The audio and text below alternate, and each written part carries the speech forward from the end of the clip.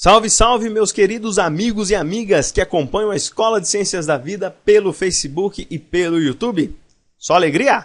Vamos dando continuidade então aqui às aulas de Biologia Molecular e Celular e nesta 10ª aula eu vou tratar com vocês sobre os nucleotídeos.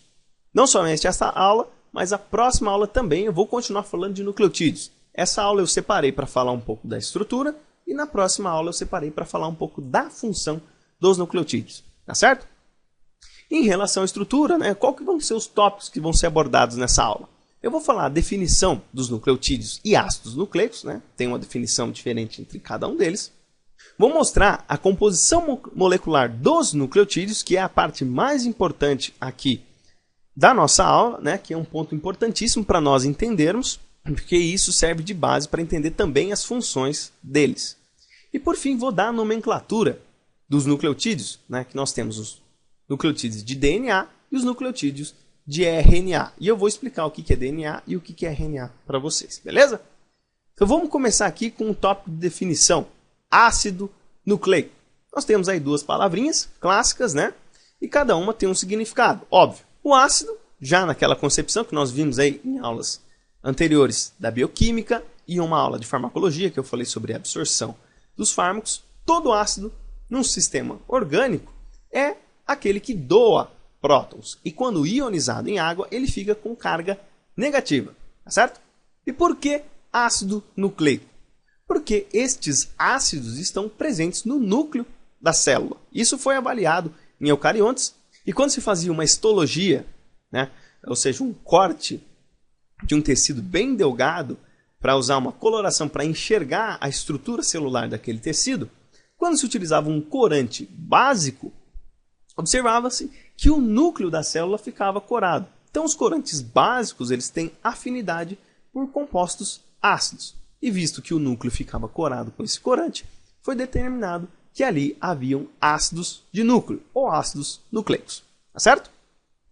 E quando a gente fala em nucleotídeo, essa é a definição deles. Os nucleotídeos são as unidades fundamentais que compõem os ácidos nucleicos, que desempenham funções importantes no organismo. Então é a mesma coisa que aminoácido é a unidade fundamental das proteínas e os carboidratos é a unidade fundamental dos polissacarídeos. Mas ainda tem uma observação aqui. Porém, alguns nucleotídeos que não formam ácidos nucleicos também desempenham funções importantes.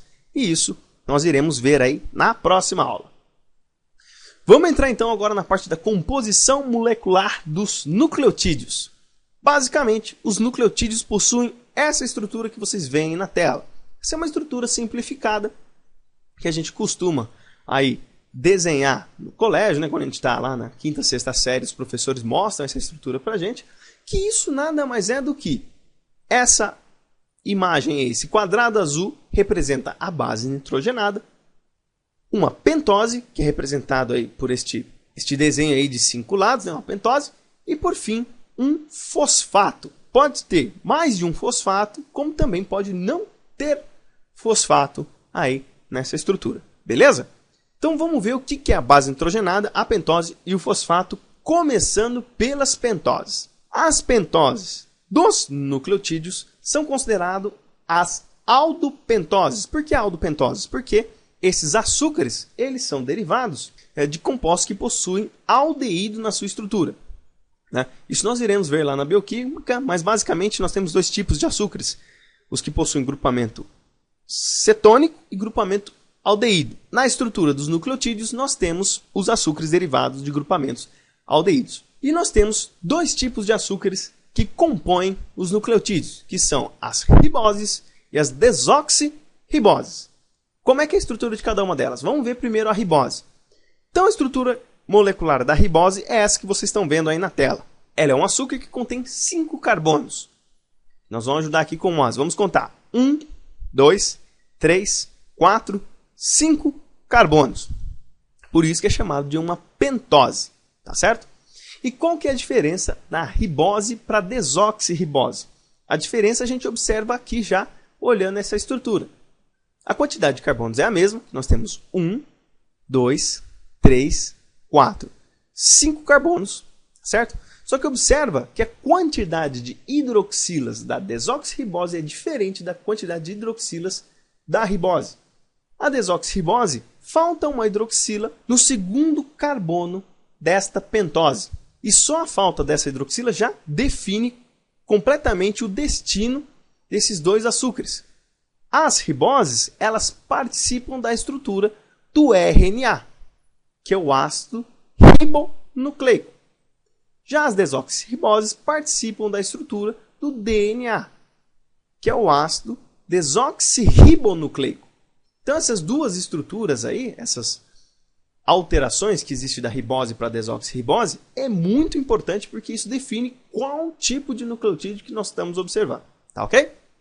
E as bases nitrogenadas? Quais são as bases nitrogenadas que nós possuímos?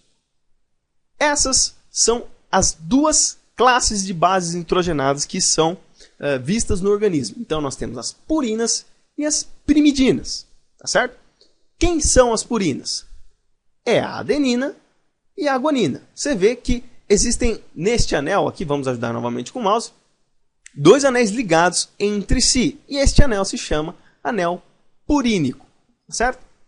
Elas são molecularmente, estruturalmente semelhantes, por isso que elas entram dentro desta classe. E as pirimidinas? Nós temos três, que é a citosina, a timina e a uracila. Assim como os açúcares da pentose, um participa do RNA e o outro participa do DNA, aí não é diferente. Se nós formos olhar para as purinas, tanto a adenina como a guanina participam da estrutura do DNA e do RNA. E nas pirimidinas, a citosina também participa da estrutura do RNA e do DNA. Só que quando a gente olha a timina, ela participa somente na estrutura do DNA. E quando nós olhamos a uracila, ela participa somente da estrutura do RNA. Existe uma explicação evolutiva para que a timina seja do DNA e a uracila seja do RNA. Quando existe a uracila na estrutura da molécula, isso é um sinal para a célula que esse produto deve ser degradado rapidamente. Certo? E os RNAs eles têm um turnover, ou seja, uma renovação muito grande. Já o DNA não, ele tem que se manter estável. Aí, então, quando se troca uracila por timina, a estrutura fica mais estável. E o DNA ele tem que ser mais estável. Tá ok? E uma observação importante. As bases nitrogenadas sempre se ligam ao carbono 1 da pentose. Aqui fica meio difícil da gente observar isso, mas nós vamos ver já já essa estrutura nos próximos slides. E vamos terminar aqui falando dos fosfatos, né? Nós temos aqui a estrutura sem o grupamento fosfato, com um único fosfato, chamado de monofosfato, difosfato, com 2 grupamentos fosfatos, e trifosfato, com 3 grupamentos trifosfatos. E os fosfatos sempre se ligam ao oxigênio da pentose ligado no carbono 5, tá certo? Então aí eu já dei todas as informações necessárias para a estruturação de um nucleotídeo. Só que a gente ainda não viu um nucleotídeo montado devidamente, tá certo? Nós vamos ver agora aqui na parte da nomenclatura. Vamos começar falando da nomenclatura do DNA, que é o ácido desoxirribonucleico. Como é que nós temos que chamar as moléculas que compõem o DNA? Primeiro de tudo, nós temos que começar sempre com o termo desoxi. E quando nós temos a base nitrogenada, mais a pentose, mais o fosfato, a terminação da estrutura molecular termina com -ina. Então, por exemplo, sempre vai começar com o nome da base e vai terminar com -ina. Então, se nós temos a adenina ligada com a pentose e com o fosfato, nós temos a adenosina. Mas nós iremos ver isso. E como é que nós fazemos para abreviar o nome? Nós fazemos uma abreviação iniciando com D minúsculo. E sempre começando com a inicial de cada termo. Vamos ver isso daí? Vamos pegar um exemplo aqui, a desoxiadenosina trifosfato. A abreviação está ali DATP. Por que DATP? Porque é desoxi, o D aqui representa o desoxi, a adenosina representa o A, o tri representa o T e o fosfato representa o P, que nada mais é do que essa estrutura aqui. Então aqui nós temos a adenosina, a desoxirribose, porque está faltando aqui a hidroxila do carbono 2 e os 3 grupamentos fosfatos ligados à ribose. Então veja, carbono 1 ligado à base nitrogenada e o oxigênio do carbono 5 ligado os fosfatos, que foi aquelas informações que eu passei para vocês. E quando nós não temos um fosfato, nós só temos 2 fosfatos aí ligados à hidroxila. Então nós modificamos a abreviação para DADP. Este D corresponde ao sufixo di. Então isso é a desoxiadenosina difosfato. Se nós tirarmos mais um fosfato, nós temos a desoxiadenosina monofosfato. Monofosfato porque somente tem um grupamento fosfato aqui ligado à pentose aqui, tá certo? E isso pode ser extrapolado para os outros desoxinucleotídeos de DNA, que é a desoxicitidina trifosfato, então desoxi, representado pelo D minúsculo, citidina, ina, que é a citosina, ligado ao fosfato, trifosfato, porque tem 3 fosfatos. Se nós removermos os fosfatos, remover um é difosfato, e removermos 2 fosfatos da molécula, fica monofosfato. A mesma coisa serve para desoxiguanidina trifosfato, difosfato, monofosfato, e desoxitimidina. Então veja, sempre termina com ina e começa com desoxi. Aí o trifosfato pode ser alterado, como eu falei para vocês, para difosfato ou monofosfato, dependendo da molécula. Tá certo? Mas temos que colocar uma observação aqui. Eu falei para vocês que existem a estrutura sem os grupamentos fosfatos. Então, quando não há fosfatos ligados à desoxirribose, o composto é denominado de nucleosídeo. E o nucleosídeo a gente somente chama assim, desoxiadenosina, para o caso que a base nitrogenada é uma adenina. Nós temos aqui essa estrutura. Veja que nós não temos grupamento fosfato aqui, nós temos substituição para uma hidroxila. E o mesmo vale para as outras bases nitrogenadas, desoxicitidina, desoxiguanidina e desoxitimidina. Beleza? Então tá bom. Então vamos continuando aqui falando do ácido ribonucleico, RNA. Veja que aqui já mudou um pouco. Nós não temos mais o sufixo desoxi. Então a gente não começa o nome da molécula com desoxi, tá certo? Nós simplesmente começamos já com o nome da base nitrogenada, mais o termo ina se tiver a pentose e o fosfato ligado aí na molécula. E a abreviação a gente sempre começa com a inicial da base nitrogenada. Lembra que a gente começava com D minúsculo? A partir de agora nós começamos diretamente com a inicial da base nitrogenada.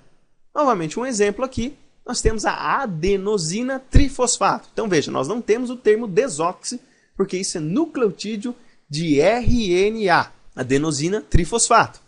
O A da adenosina, tri, representado pelo T, e o P, fosfato, que nada mais é essa estrutura aqui.